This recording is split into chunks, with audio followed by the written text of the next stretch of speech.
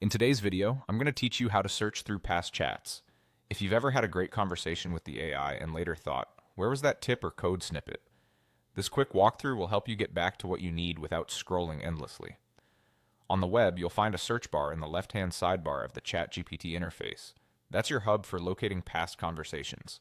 Think of it as your personal archive finder. You enter what you remember, and it pulls up matching chats so you can return to them in seconds.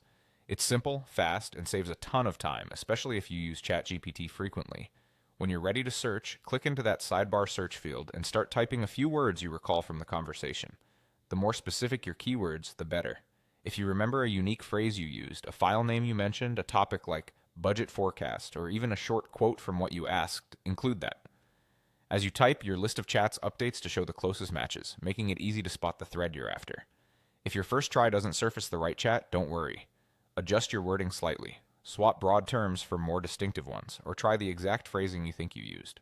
Small changes can make a big difference. For example, invoice reminder email may work better than just email, and linear regression plot can outperform chart.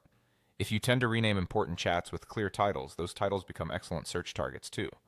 Spelling matters, so if something isn't appearing, double check your terms. Also consider what you actually typed during the original chat. Sometimes we remember the final answer, but the search will work best with words from the question or the response you received. If you worked on an ongoing project over several days, try adding a unique detail you discussed on that specific day. Once the result you want appears, you can jump right back into that conversation and pick up where you left off. This approach is especially helpful for recurring workflows, like prompts you reuse, research summaries, or troubleshooting steps you want to revisit later.